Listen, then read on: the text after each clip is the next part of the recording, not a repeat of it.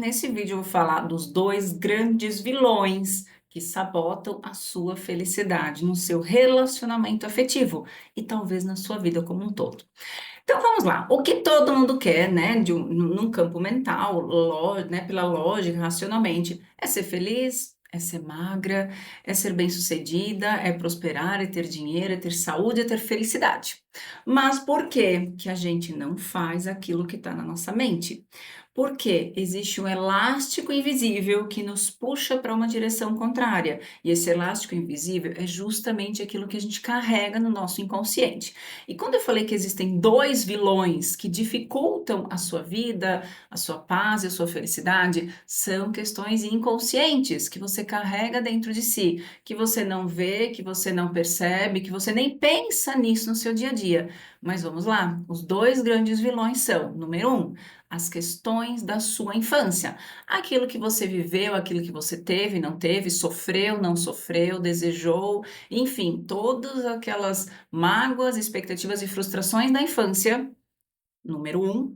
E número dois, todas as questões do seu sistema familiar. Então, tudo aquilo que aconteceu no seu sistema, para que a vida chegasse até você, habita em você, e isso faz parte da sua vida. E isso está junto do seu casamento, do seu dinheiro, da sua maternidade, de tudo. Para onde você for, o que você fizer, você leva junto com você essas informações.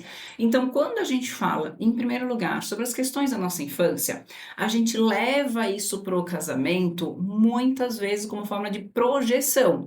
Ou seja, aquilo que me doeu na infância, eu projeto no meu casamento. Então, meu marido tem que dar o que a minha mãe não deu, meu marido tem que ser melhor do que meu pai, meu marido não pode falar assim comigo, ele tem que me dar muito carinho, muita atenção, ou ele nunca é bom o bastante. Ou seja, uma série de expectativas que quando a gente desloca isso e coloca isso em comparativo com a infância, fala de muitas coisas que lá te doeu, que você sofreu, que você traz como mágoas, porque quando a gente é criança, a gente é muito limitado dentro dos nossos recursos. Então, eu vejo tudo, a criança, como ela tem um cognitivo limitado, ela percebe tudo. Então, o inconsciente da criança é muito aflorado. Então, mesmo aquilo que a criança não sabe, aquilo que não foi falado ou declarado, a criança sente e ela toma para si uma série de questões do ambiente, da família, ela cria umas estratégias doidas, né? Doidas para gente olhando como adulto, mas que quando criança era a forma que ela tinha de encarar, de resolver, de ajudar muitas vezes. Então,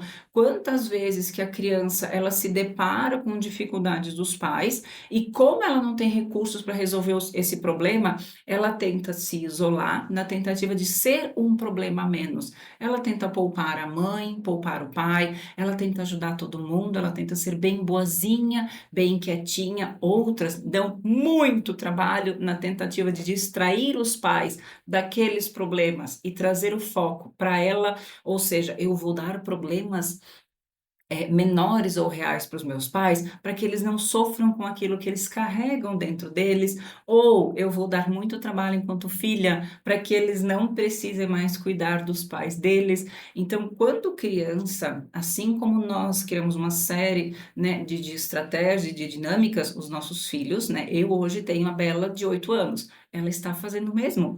Com o que acontece dentro da nossa casa, ela está vivendo, reagindo a isso. Não quer dizer que a gente ter uma boa estrutura familiar não está gerando dinâmicas nela, ela está gerando a forma, a percepção dela do mundo, a percepção dela de mim, do papai, da vovó, do vovô, e isso está gerando nela dinâmica, ela está construindo o ser dela. Então, quando a gente fala de dinâmicas que a gente constrói na infância, não é que a infância tem que ter sido trágica, traumática, não, o simples fato da vida estar acontecendo normalmente já traz para a criança uma série de olhares, dinâmicas, de percepções. É a mesma coisa que eu, como adulta, olhar para um filme, digamos, de terror, eu vou ter uma certa percepção. Eu, Adri, não gosto, né? Mas eu consigo olhar para isso sem sofrer. Diferente da minha filha, que olha para aquilo e se esconde, não consegue nem ver. Ou seja, a percepção que a criança tem da realidade, ela é muito deturpada, ela ainda não distingue muito bem o que que é real, o que que é fictício, o que que é imaginário, o que que é ilusório. Ela ainda não sabe até certa idade, ali até os 8, 9 anos, ela se confunde ainda muito com os pais, né? Não que isso seja uma exclusividade da criança, porque eu vejo um monte de adulto que segue ainda adulto, vendo os problemas dos pais e se misturando com os problemas dos pais, mas isso é uma postura da criança. A criança não consegue ficar feliz quando a mamãe está triste, ela fica triste junto. Então, grande parte das questões que a gente traz no nosso relacionamento é porque a gente está ali junto com o papai e mamãe. A gente não está livre na nossa vida. Muitas das dificuldades, das brigas no casamento é uma repetição de padrões familiares. Muitas vezes aquilo que você tanto julgou, eu nunca vou fazer isso. Quando eu tiver um casamento, eu jamais vou fazer aquilo. Aposto que é muito disso que você repete no seu casamento. E isso dói, porque é morder a própria língua. Ou seja, você ainda está preso naqueles julgamentos da criança. Então, quando a gente fala da criança, a gente está falando de repetição, a gente está falando de projeção, a gente está falando de muitas dinâmicas que, quando criança, eram ok, era o que você tinha, mas que quando você segue repetindo esse padrão na vida adulta, a conta não fecha.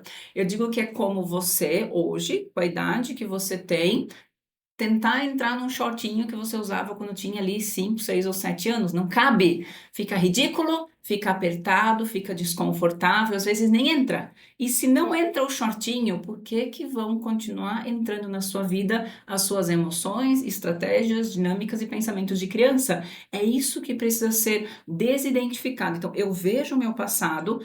E eu vejo que isso faz parte, muitas vezes isso me doeu, mas eu não estou mais lá. Essa é uma dinâmica que aparece muito, com muita frequência, né, nos atendimentos durante a constelação, que é olhar para a dor, porque a maioria das pessoas olha para a dor e sente a dor, como se ainda estivesse lá, como se tivesse, como se ainda fosse uma criança. E aí, quando a gente faz esse movimento de desidentificação, então, eu vejo a criança que eu fui, o que eu vivi, mas eu não estou mais lá.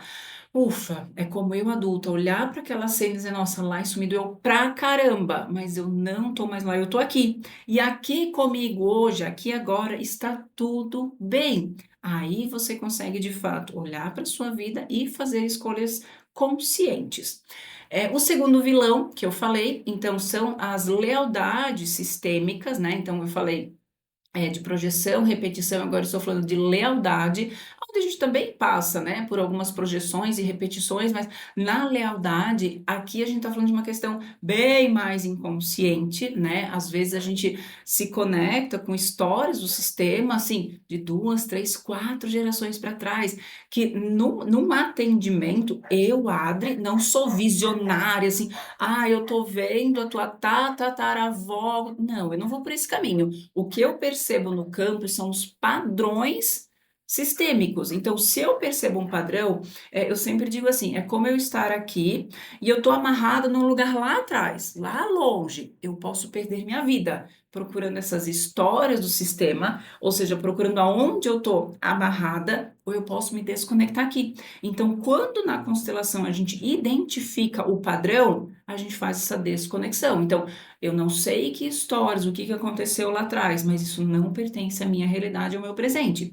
E aí, quando a gente traz isso para o contexto de relacionamento, de casamento, imagina como eram os casamentos. 2, 3, 4, 5 gerações atrás. Você tem ideia? Assim, a gente está falando aí de, sei lá, nossos tataravós, né? Muitos nem aqui no Brasil, muitos ainda nos países de origem, de casamentos arranjados, de casamentos muito precoces, as meninas de 13, 14 anos, né? Ou seja, entravam na puberdade e já estavam aptas a casar. Então, imagina o quanto que não era difícil, né? Não só para as mulheres, mas para os homens também, para os filhos desses casais que são os nossos pais, avós, bisavós. Então, a gente, assim como a gente traz o nosso DNA, a nossa história genética, a gente traz a nossa epigenética, ou seja, todas essas histórias, vivências que vieram antes, que trouxeram a vida até nós. Então, muitas dessas questões que a gente projeta no relacionamento são padrões do sistema. Então, muitas mulheres entram em luta com o seu marido na tentativa de vingar dores de mulheres que vieram antes. Comigo não vai ser assim. Mulheres que tomam um marido como seu marido, ou seja, se entregam a ele como esposas, mas não se entregam a eles de fato. Então, eu me caso, eu digo sim, mas eu não digo um sim de corpo e alma, eu não me entrego de verdade a esse marido, porque muitas mulheres lá atrás, elas sofreram ao se entregarem. Mas a questão é, você não está se entregando para aqueles homens, você está se entregando para um homem que você escolheu. É como se você tivesse com um escudo em mãos, escudos e lanças em mãos, para se proteger do inimigo. Mas você não casou com o inimigo, você casou com o homem que você escolheu. E aí que está a questão de, na constelação, a gente identificar qual é o padrão, ou quais são os padrões que estão por trás desses conflitos, para que então vocês possam construir a história que vocês desejam. E aí eu me permiti pedir para o meu marido, né? O que que foi a constelação para ele? Porque ó, foi difícil, né? Eu ralei para conseguir trazê-lo, isso já está fazendo 10 anos, né, de casados, esse ano. E eu já conheço a constelação há quase 20 anos, então eu já tinha uma vivência longa na constelação e eu chamava, eu convidava e ele nada, né? Eu não preciso, tá tudo bem, né? Esse negócio aí não é para mim. Até que, né, até que a necessidade falou mais alto, ou seja, ele tinha uma questão dele que ele precisava realmente resolver e aí foi que ele conheceu a constelação. Amor, conta pra mim como que foi para você a constelação. O que que você enxergava da constelação e como que você passou a enxergar a constelação depois que você conheceu melhor. Então, não sabia o que era constelação, né? A Adri sempre falava, vamos fazer. Eu super cético em relação a isso. Fiquei, vou fazer, enrolava, e uma hora eu vou e arranjava desculpa. Até que um dia, vamos lá, eu fui. A primeira constelação que eu fiz, né, era um assunto pessoal, uma relação familiar meu com meu pai, extremamente conflitante. E dali para frente, assim, ó, mudou drasticamente a minha vida. E eu fui conhecendo um pouco mais, e isso foi incrível, foi incrível. E eu nem imaginava que isso podia acontecer. E até que depois da primeira constelação, mudou incrivelmente a minha vida. E isso foi uma constelação individual. E quando a gente constelou em casal, lembra? As nossas brigas eternas por tudo e por nada, a minha insatisfação, o teu descontentamento, né? Muitas brigas, muita desconexão. Como que você, como homem, enxerga a constelação de casal? Foi também um divisor de águas. Foi um baita divisor de águas. Olha, era pesado, mas assim, não foi tão rápido quanto eu imaginava, mas a mudança aconteceu também gradativamente e radicalmente.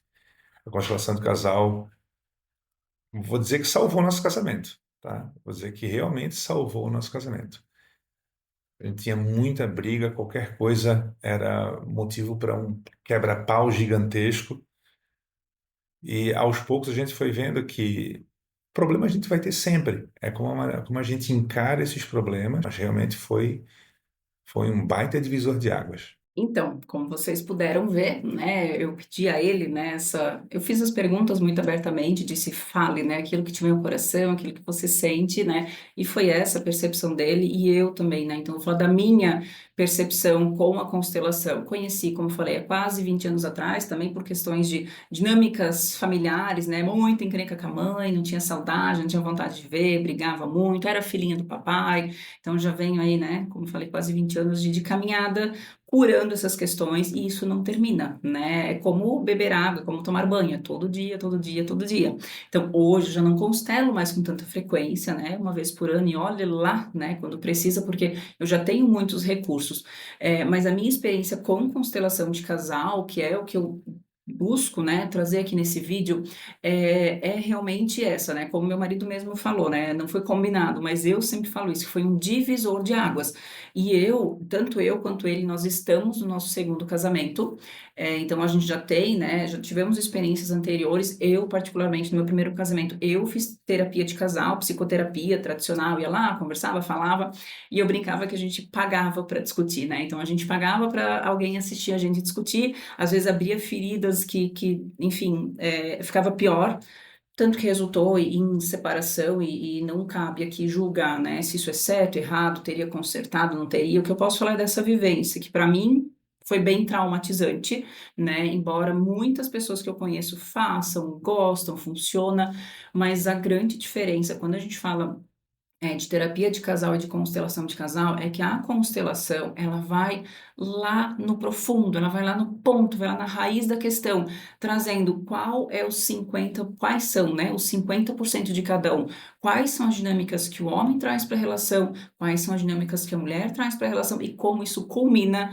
no problema que eles vivem. Da mesma forma que culmina no problema, também é possível trazer a solução. Então, qual que é o movimento de solução desse casal? O que que esse casal precisa soltar, mudar, largar, entender, enfim, quais os movimentos, né, que cada um precisa fazer individualmente, porque como eu sempre digo, não existe uma pessoa chamada casal. Então, quando o casal vem para uma terapia de casal, eles olham para o seu individual, para que então eles possam levar algo diferente para o casal.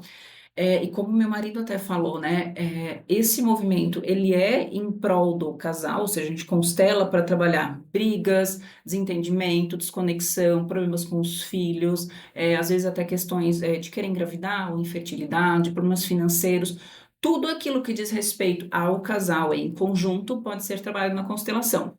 Mas como antes a gente passa pelo indivíduo, é muito comum ter ganhos, né, pós-constelação em muitos outros campos da vida. E o que eu vejo com mais frequência são os homens que vêm assim, meio puxados, né, pelas mulheres, assim como eu fiz um dia, né, eu precisei fazer esse movimento assim de convidá-lo de forma mais incisiva para ele participar e graças a Deus ele aceitou.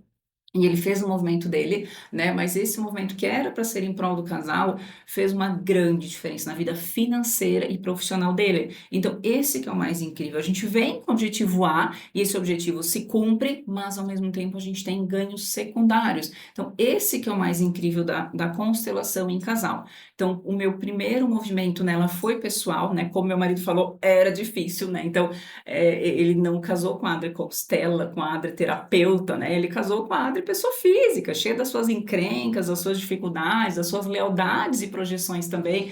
Então, eu sempre fui muito exigente, né? Muito exigente.